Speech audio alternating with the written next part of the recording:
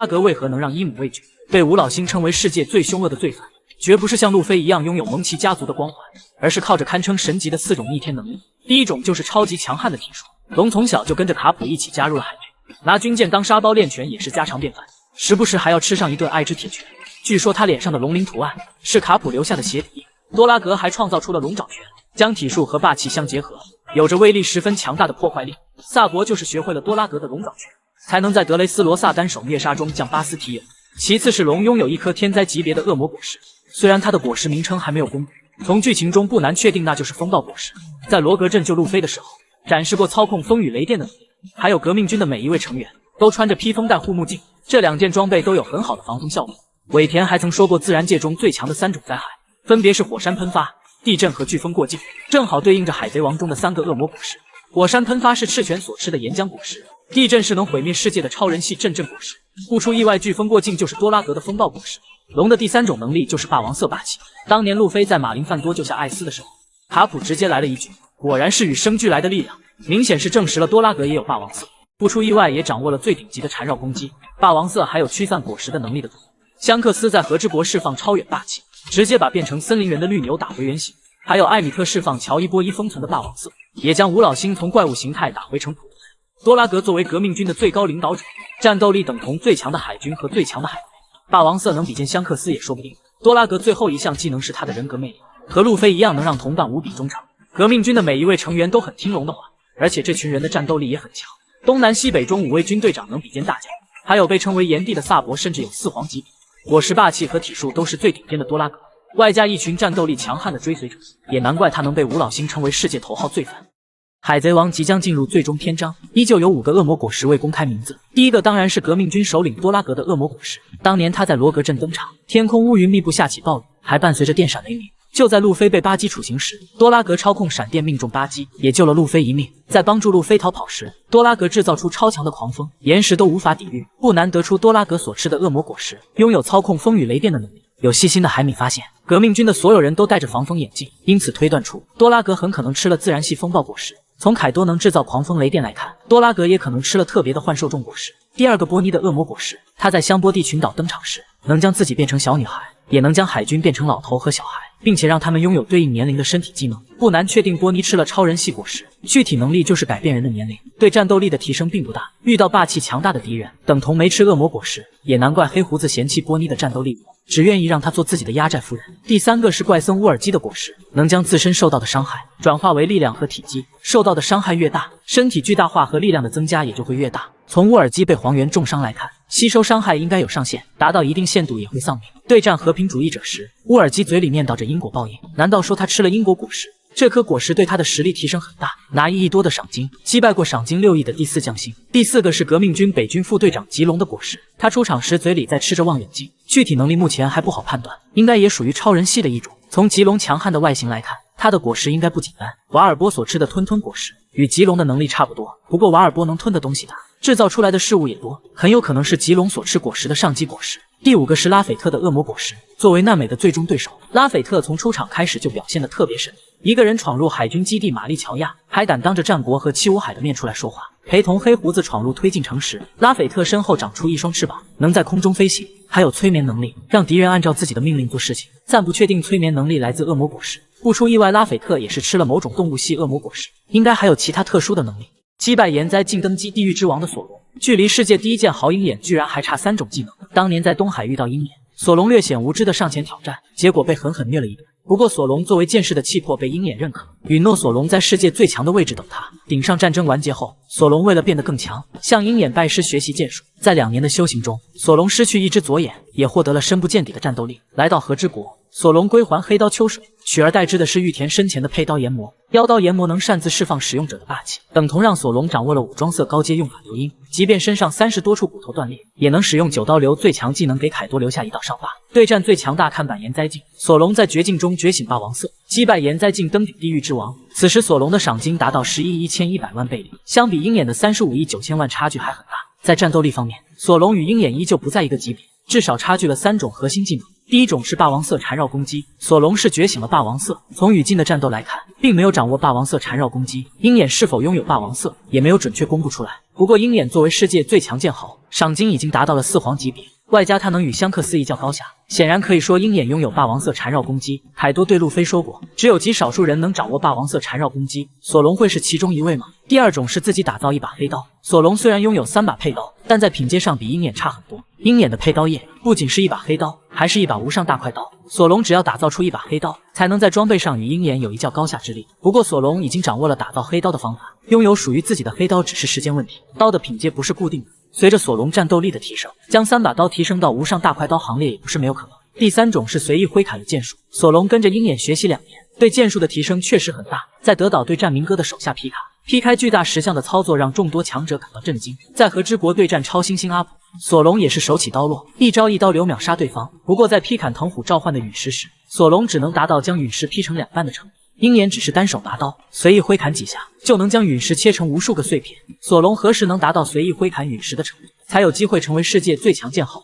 伊姆的同胞姐妹莉莉女王出现，是她为伊姆做了永生手术吗？海贼王1084话第一波情报更新，标题是天龙人杀人未遂事件。剧情紧接上一话，寇布拉来到吴老星所在的权力房间，他们谈论起800年前阿拉巴斯坦的第一任国王莉莉女王，她是800年前创建世界的20人之一。不止因为何种原因，莉莉女王拒绝成为天龙人。不过莉莉女王在某一次离开阿拉巴斯坦后，就杳无音信，彻底失踪了。寇布拉来找吴老星，就是想询问5个老头是否知道莉莉女王的下落。吴老星不想与寇布拉有过多交谈，很干脆地表示并不知道莉莉女王的事情。之前吴老星询问伊姆是否要熄灭那盏灯，显然是知道阿拉巴斯坦的过往。与此同时，查尔罗斯圣带着奴隶暴君熊已经将白星公主抓捕到手。这一次没有 CP0 的阻止，老蔡和雷欧狠狠揍了查尔罗斯圣一顿，救下白星公主。西军队长茉莉在此时出现，他将暴君熊卷入泥土之下救走。吴老星与寇布拉的交谈还在继续，伊姆突然出现在权力房间，只说了一句莉莉。从伊姆对莉莉女王的称呼可以判断出，他对莉莉并不陌生，显然是认识对方的。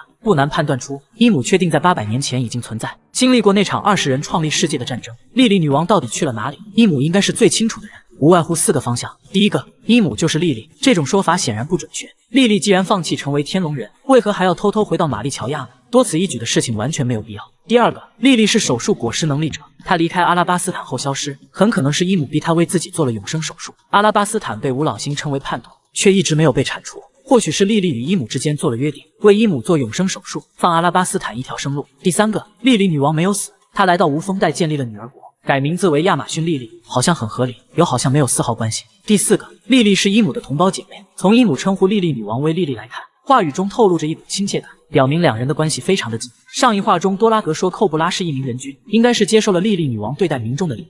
从天龙人的统治来看，伊姆绝对是一名暴君，与莉莉女王恰好是一正一邪。不管是哪一种情况，莉莉女王的出现都会对揭开伊姆的面目有推动作用。最后是本话最劲爆的一条消息，下周休刊，怎么才更新2话就休刊了呢？尾田公布海贼王中最强的输出技能，来自最弱4皇，只有路飞能抵挡住。海贼王中出现过数以万计的技能，哪一个才是最强的呢？有人说是自然系能力者的大招，他们拥有毁天灭地的破坏力。轻质的大招是冰河时代，能将毁灭一座岛屿的巨大海啸瞬间冰封。赤犬的大招是流星火山，无数个岩浆弹冲天而降，如同末日降临一般。黄猿的大招是8尺琼勾玉，数以万计的激光束，就连大将泽法也抵挡不住。艾尼路的大招是雷霆，巨大的球形闪电，能让一座岛屿瞬间化为乌有。也有人说是白胡子的普通艺伎，没有很霸气的名字，却有毁灭世界的力量。海震能产生吞没一座岛屿的海啸，地震能让一座岛屿瞬间崩塌。不过在霸王色缠绕攻击出现后，自然系的大招多少逊色了一些。罗杰用过霸王色缠绕攻击神臂，轻轻松松将光月玉田击飞数百米远。香克斯也会使用神臂，表现出来的威力远远超越了罗杰，不仅秒杀了赏金30亿贝利的基德，还重创极恶世代之一的基拉，附带攻击连同基德的海贼船一并摧毁。能挡住神臂的人恐怕也没几个吧。卡普的银河冲击也是霸王色缠绕攻击，一拳头下去几乎毁掉一座城镇，这可能还不是卡普的终极大招。期待他对战黑胡子时能使用更强劲的招式。作为世界最强生物，凯多的每一个招式都是 bug 级别。热息能轻松毁灭一座山头。与路飞最终决战时，凯多先变成一条熊熊燃烧的巨龙，火焰能融化任何事物，头顶缠绕霸王色后撞击敌人，这一招叫生龙火焰八卦，毁灭一座岛屿不在话下。觉醒橡胶果实后的路飞将拳头变得异常巨大，体积上不亚于整座鬼岛。缠绕上霸王色后，有一种碾压一切的感觉。路飞称之为橡胶原神枪。尾田曾在大妈的生命卡中说过，被海米称为最弱4皇的大妈，她的大招天满大自在天神是连神也都超越的天灾之雷。所释放的每一股闪电都有自我意识，可以改变方向攻击试图躲避的敌人。大妈在鬼岛屋顶使用天满大自在天神时，除了路飞，其他的超新星都被命中了。如果路飞不是橡胶人，对雷电有免疫作用，恐怕也逃脱不了天满大自在的攻击。从尾田的这个说法也能判断出，雷电攻击在海贼王是多么强大的存在，可见天后棒与雷云宙斯结合后，娜美战斗力已经达到了什么样的水平。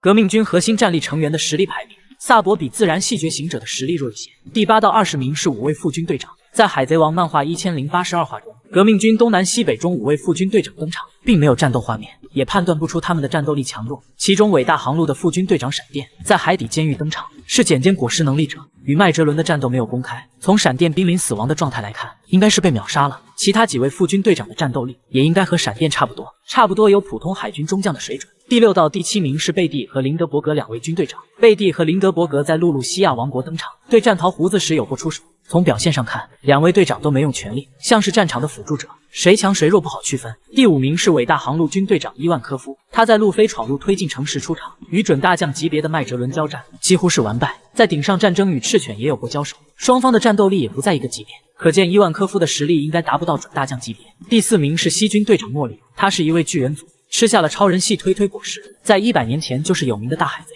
曾经被关入海底监狱。茉莉靠着推推果实制造了人妖乐园，偷偷越狱成功。世界会议期间，茉莉与大将绿牛爆发战斗，用3叉戟刺穿绿牛的手臂。如此来看，茉莉的战斗力不能说超越大将，至少是很接近大将的水平。第3名是萨博，作为革命军的2把手，这个排名可能有点低。在德雷斯罗萨，萨博吃下自然系烧烧果实后，一人挡住藤虎率领的海军，海军中将巴斯提欧不算弱者，结果被萨博一招龙抓手轻松秒杀。与海军大将藤虎战斗，萨博打得有点吃力，不过场面上也算五五开吧。最终双方达成某种协议后停手，可见藤虎也是认可了萨博强悍的战斗力。第2名是北军队长卡拉斯，外号乌鸦。卡拉斯刚出场时被认为是军队长中最强的一位，当时他的恶魔果实还未公布，从他能召唤和控制乌鸦来看，很可能吃了幻兽种3足鸦果实。在海贼王漫画1083话中，卡拉斯的果实公布是自然系美美果实，对战大将藤虎也占据上风，实力绝对不输大将。卡拉斯能将无生命的煤炭变成乌鸦后，拥有通信传递情报的能力，是否可以说已经将美美果实开发到了觉醒状态呢？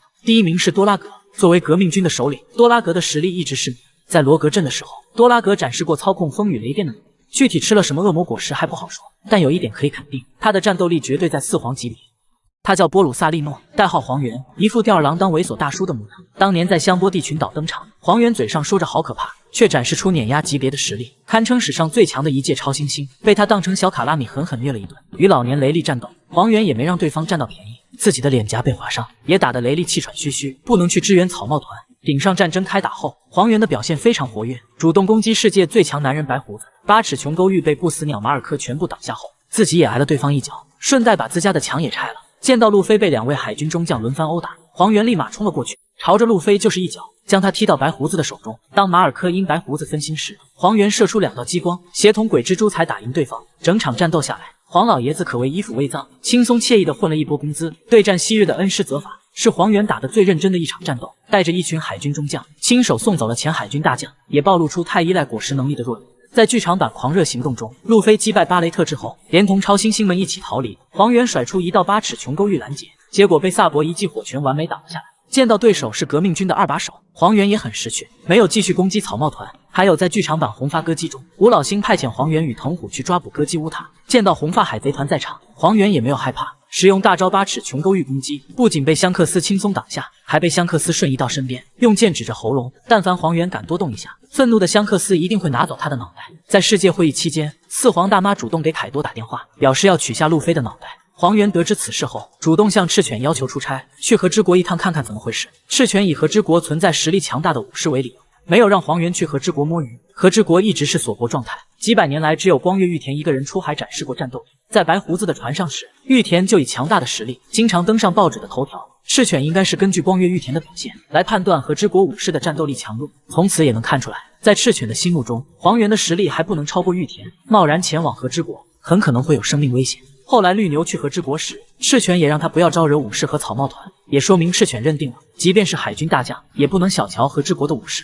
有多少人忽略了剧情中的这个细节？尾田让香克斯的同胞兄弟登场，居然没有人看出来。作为海米最熟悉的陌生人，香克斯的身世一直是个谜团。我们只知道香克斯出生西海，具体来自哪个家族也是一点都不清楚。38年前，洛克斯集结一帮穷凶极恶的海贼，在神之谷攻打天龙人。当时海军被打得节节败退，卡普迫不得已与罗杰联手，才将洛克斯击溃。事后，罗杰在战场上发现一个藏宝箱，里面有一个1岁大的小宝宝，他就是小香克斯。罗杰将他带在身边，抚养香克斯慢慢长大。有不少海米认为，小香克斯在神之谷出现，他的父母或许是被洛克斯攻击的天龙人。在剧场版红发歌姬中，吴老星得知乌塔就是香克斯的女儿后，一度认为乌塔也是天龙人，属于费加兰家族的后代。随后派遣黄猿和藤壶2位海军大将去抓捕乌塔，从此也能推断香克斯与天龙人费加兰家族有很大关系。世界会议期间，香克斯来到圣地玛丽乔亚，找吴老星谈论某个海贼的事情，也让香克斯黑化的言论四起，说他与吴老星做了某种交易。吴老星特地腾出时间见他，还强调香克斯不应该参与到政治中来。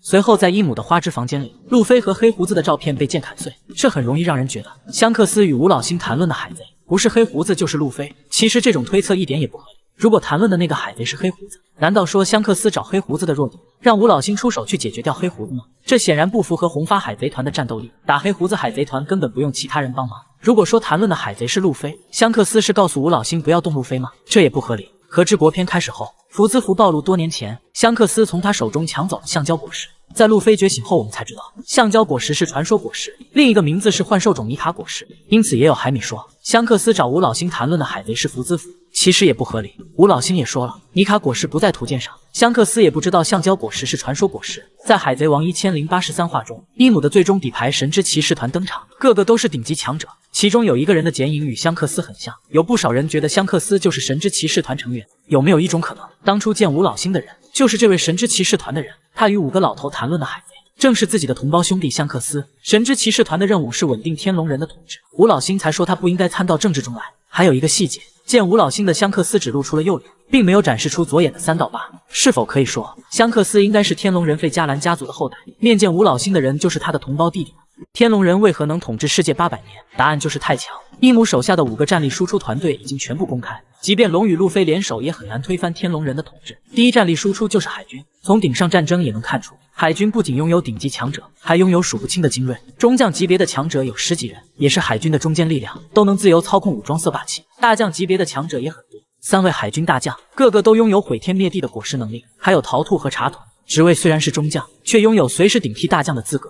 卡普、战国与贺婆婆都是老将，实力段位绝对不会比海军大将弱。除此之外，海军有一支编外部队索尔，其中也有不少实力不错的强者，以及科技军团和平主义者和赤天使，他们的战力水平绝不亚于所有七武海。盛平曾向草帽团介绍，赤犬带领的海军已经拥有单独对抗四皇团的力量。第二战力输出是 CP 组织。作为伊姆的间谍团队 ，CP 组织经常干一些暗杀和刺探情报的任务，其中 CP0 由天龙人直属管理，也有天龙人最强护盾的称号。CP0 的每一位成员都有很强的战斗力，比如陆奇和卡库都将果实开发到了觉醒状态，实力很接近大将吧。还有和之国出场的 CP0 成员能干掉乙藏，战斗力不输四皇海贼团的干部。第三战力输出是吴老星，这5个老头看似掌管着整个世界，见到伊姆后也得乖乖下跪。吴老星的战斗力一直没有公开，从他们身上的疤痕来看，战斗力一定很强。戴眼镜的光头剑士，手中的佩刀很可能是初代鬼彻，实力应该不输大将。目前土星萨坦圣已经抵达弹头岛，从他左眼的疤痕来看，战斗力必然不会弱。第四战力输出是远古兵器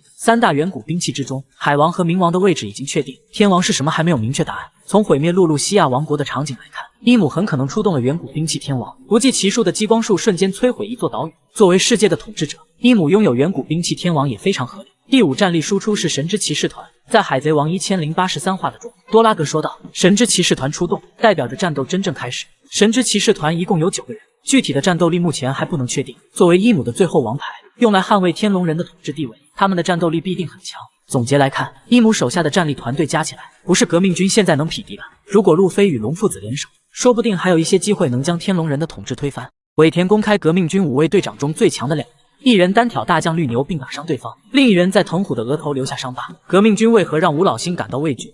除了有龙和萨博2位顶级强者，还有东南西北中5位军队长，他们的战斗力强弱一直没有准确定论。伟大航路的队长是伊万科夫，他在路飞闯入海底监狱时登场，吃下超人系荷尔蒙果实，能利用激素提升实力和改变性别，还有不错的治疗能力。伊万科夫对战拥有准大将实力的麦哲伦，被毒毒果实击败后勉强保住小命。对战大将赤犬时，伊万科夫简直不堪一击，战斗力相比大将有不小的差距。东南西北4位队长在露露西亚王国登场，对战桃胡子的时候小秀了一波实力。贝蒂是东军队长，赏金4亿5700万，吃了超人系谷物果实能激发人体内的力量，更像是战场的辅助者，个人的战斗力应该不会太强。林德伯格是南军队长，赏金3亿1600万贝利，是毛皮族的一员，在革命军中的作用是搞武器研究，并不是核心战斗成员。在最新的漫画1083话中，尾田公开萨博在玛丽乔亚向天龙人宣战的经过，他让南军队长林德伯格去救曾经的同伴大雄，自己前往天龙人的核心地带，毁掉代表天龙人权威的飞天龙之体。西军队长茉莉和北军队长乌鸦负责对抗大将藤虎和绿牛。茉莉的对手是大将绿牛，他用长叉刺中绿牛的身体，将对方打伤。茉莉是吃了推推果实的巨人族，虽然赏金只有2亿9300万贝利，却是100年前的大海贼，曾被关入海底监狱，靠着果实能力偷偷越狱。可见茉莉的赏金与战斗力完全不符，能打伤海军大将绿牛一点都不奇怪。北军队长乌鸦刚出场时，就有不少海米认为他是队长中最强的一人。他吃下的恶魔果实能制造乌鸦，很可能是幻兽种3足鸦果实，甚至达到了觉醒的状态。在圣地玛丽乔亚时，萨博见到大雄被当作奴隶变愤怒，乌鸦也能轻松将他控制住。乌鸦的对手是大将藤虎，两人的具体战斗经过并未公开。世界会议过后，藤虎乘船出海，可以看到他的额头已经缠上了绷带。不出意外的话，藤虎额头的伤就是在对战乌鸦的时候留下来的。乌鸦的赏金只有4亿贝利，却拥有打伤大将藤虎的实力，可见在之前的战斗中，他并没有展示真正的实力。是否可以说革命军的整体实力应该在四皇海贼团之上呢？卡普为什么会说青雉败给赤犬不是战斗力不如对方吗？作为卡普的首席弟子，青雉年轻的时候已经展示出恐怖的实力，对战同为中将的巨人萨乌罗，直接用冰块将对方冰封秒杀。顶上战争开打后，青雉是最先出手的大将，用冰河时代冰封海啸，随后攻击世界最强男人，却被白胡子从空中击落跌入海中。第二次对战白胡子，青雉使用见闻色预见未来，提前元素化躲避攻击，将白胡子冰封之后，却感叹震动是无法冻住的，最后被乔兹撞飞吐血。顶上战争完结后，战国主动辞职，并推荐青雉接替自己当元帅。赤犬也想当元帅，他与青雉在庞克哈萨德开启元帅争夺战，两人决斗10天10夜，最终青雉被赤犬打断一条腿，以微弱的劣势战败。赤犬也受到很严重的伤，虽然没有残疾，身上留下了多处伤疤。离开海军后，青雉的战绩表现突飞猛进，在某座小岛喝酒遇到黑胡子海贼团成员，当被挑衅的时候，青雉没有惯着对方，瞬间冰封毒 Q 和圣胡安饿狼等一群人。黑胡子见状也没敢主动攻击，让青雉快点围被冰封的伙伴解决。随后双方化解矛盾，一起喝酒。拉斐特却提议黑胡子干掉青雉，抢夺洞洞果实。青雉听到后非常愤怒，立马开启战斗模式，瞬间冰封黑胡子海贼团多人。直到青雉答应黑胡子的邀请当同伴，他才解除果实能力，释放大九等人。后来在冰火岛，青雉恰好遇到多弗朗明哥，正在对老同事斯摩格下手。他没有与明哥浪费口舌，发动果实能力冰封明哥，救下中将斯摩格。作为天龙人的明哥，拥有霸王色和果实觉醒能力，也没敢对青雉出手。见到卡普闯入蜂巢岛救徒弟克比，用一招银河冲击毁掉一整座城镇，青雉立马出手，将卡普冻成冰块，却被卡普瞬间挣脱冰块的束缚，随后一把抓住青雉的脑袋，一招海底落下，将青雉打入地底之下。卡普在攻击青雉的时候说道：“犹豫不决的人毫无战斗力可言。”也表明当下青雉的立场并不坚定，想做什么事情自己也不清楚。是否可以说，当年青雉与赤犬争夺元帅，也处于立场不明的状态？年轻的青雉就不是贪图名利的人，见到卡普拒绝升职，表现得非常崇拜。与赤犬争夺元帅是战国的举荐，自己对元帅的位置并不是很在意，这才导致青雉被赤犬击败，并不代表他的战斗力比赤犬弱一个档次。为什么说拥有准大将实力的宇智犀流，在吃下隐身果实后，战斗力正在被索隆拉大？当年在海底监狱，伊万科夫强调过，犀流是比麦哲伦更加恐怖的存在。两人的战斗力差不多，但麦哲伦每天拉稀10个小时，战斗时长远远不如犀流。在黑胡子闯入推进城时，麦哲伦主动释放犀流，认可他能抵抗黑胡子海贼团。不过犀流没有听从麦哲伦的话，反而在黑胡子全团中毒时送来解药。当黑胡子邀请他加入时，犀流也没有拒绝，成为黑胡子海贼团的一员。战国是犀流的老领导，见到犀流出现在马林饭朵，表现得非常震惊。他担心麦哲伦的生命安危，也为犀流这样的强者加入黑胡子感到担忧。在黑胡子海贼团的2年里，犀流担任第2船长，并吃下了超人系隐身果实。当赏金3亿2千万的莫利亚闯入蜂巢岛，寻找曾经的同伴阿布萨罗姆时，犀流没有选择正面迎战，而是靠着隐身果实，用偷袭的方式打伤莫利亚。从此也能看出来，作为剑士的犀流选择利用恶魔果实来提升战斗力。不过世界最强生物凯多说过，恶魔果实都是服用，只有霸气才能凌驾于一切。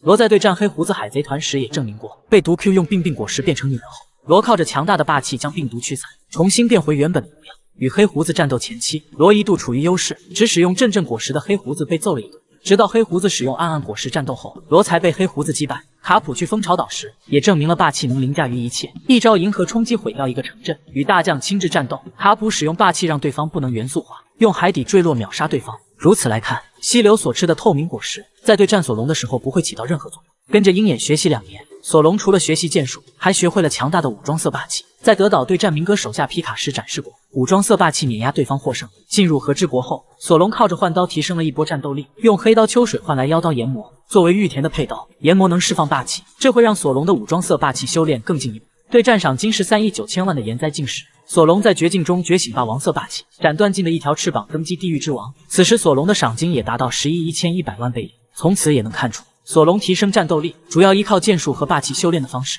正好克制依靠恶魔果实提升实力的溪流。两人的最终决战，溪流很可能会完败。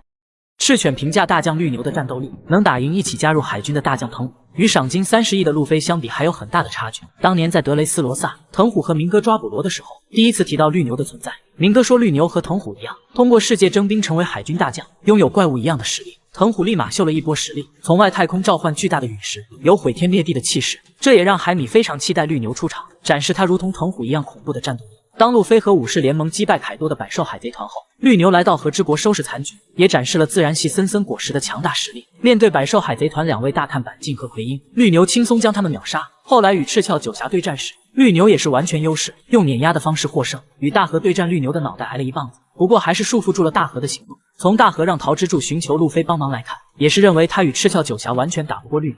不过在面对香克斯的时候，绿牛的表现着实给海军大将丢脸了，被香克斯用超远霸王色麻痹身体，没见到四皇的面就灰溜溜的跑了。离开和之国后，绿牛前往白胡子的故乡，抓捕前弃武海白胡子20，当着 Miss 巴金的面，用碾压的方式击溃白20，也算给自己挣回了点面子。作为绿牛的顶头上司，赤犬将他招募到海军，也最清楚绿牛的战斗力。在德雷斯罗萨向民众下跪后，藤虎也没有主动出击抓捕路飞和罗。赤犬对此非常不满，命令藤虎不能回到海军基地。得知藤虎来到圣地玛丽乔亚后，赤犬让绿牛出手将藤虎赶走。可见在赤犬的心目中，绿牛有将藤虎赶走的战斗力。不过绿牛面对藤虎时表现得并不强硬，请藤虎吃面主动放弃战斗，来到和之国抓捕百兽海贼团残部。绿牛很自信能干掉刚当上四皇的路飞，赤犬却告诫绿牛千万不要做多余的事情，更加不要招惹路飞等人。可见在赤犬看来，作为海军大将的绿牛对战赏金30亿的路飞还很困难。绿牛并没有听从赤犬的话，在抓捕路飞的途中被香克斯喝退离开和之国。路飞和索隆等人从绿牛登陆和之国开始，就一直在关注他的动向。得知绿牛被某人的霸气击败后，路飞也表示不需要他们出手帮忙了。可见在路飞和索隆看来，大将绿牛并不是他们的对手，可以轻松击败。此时路飞觉醒了幻兽重尼卡果实，索隆觉醒了霸王色霸气，山治和慎平也都是接近大将的水平，他们打绿牛还不是轻而易举。黑胡子为手下选择恶魔果实出现3个错误，巴沙斯、毒 Q 和溪流的战斗力被削弱。第一个是巴沙斯的莉莉果实，作为黑胡子海贼团的第一船长，巴沙斯拥有冠军的称号。吃下恶魔果实前，体术是主要的战斗方式，能轻松举起一座房子，右手安装了能提升力量的装置，释放的冲击波能轻松打穿建筑物。黑胡子为他选择了莉莉果实，让巴沙斯的力量得到增加，与红星海贼团战斗时能轻松举起一座大山，与巴沙斯的体术攻击非常般配。不过在超人系倍增果实面前，莉莉果实的能力就显得太过单一。邦迪沃尔德是倍增果实的能力者，但凡被他接触到的物体，速度、力量和重力都会变化，最多可以放大到100倍。邦迪曾经将一颗普通的炮弹放大到能毁灭一座岛屿体积。相比莉莉果实，巴沙斯如果吃了倍增果实，对战斗力的提升会更大一些。第二个是溪流的隐身果实，溪流加入黑胡子海贼团之后，让人很意外的吃下了隐身果实。在蜂巢岛时，溪流利用隐身能力偷袭过莫利亚，对战斗力的提升并不明显。凯多曾对路飞说过，恶魔果实都是浮云，只有霸气才能凌驾于一切。罗也证明过凯多的说法，对战黑胡子海贼团时，用霸气驱散过病果实的能力。溪流的隐身果实在见闻色霸气面前，到底还有没有效果依旧不能确定。其实对溪流帮助最大的恶魔果实，应该是钻石果实，能提升他的防御能力。当年在阿拉巴斯坦，索隆领悟斩断钢体的力量后，将吃下快斩果实的达兹击败。达兹也说道，难道索隆打算斩断钻石？也说明斩断钻石是剑士的一道坎。如果溪流吃下钻石果实，与索隆的最终决战将会处于优势。第三个是毒 Q 的病果实，作为黑胡子海贼团的传医，毒 Q 吃下病果实确实非常合理。他能用病毒改变对方的性别，也应该能用病毒影响敌人的战斗力。从对战红星海贼团来看，病果实在强大的霸气面前，基本没有任何作用。其实对毒 Q 来说，手术果实对他的战斗力提升比病果实更强一些。毒 Q 是传医，对医术有很深刻的研究，使用手术果实不会有很大的障碍。如果黑胡子把手术果实给毒 Q 吃，不仅会让他的战斗力提升一个档次，还会提升毒 Q 的医术水平，甚至能为黑胡子做永生手术。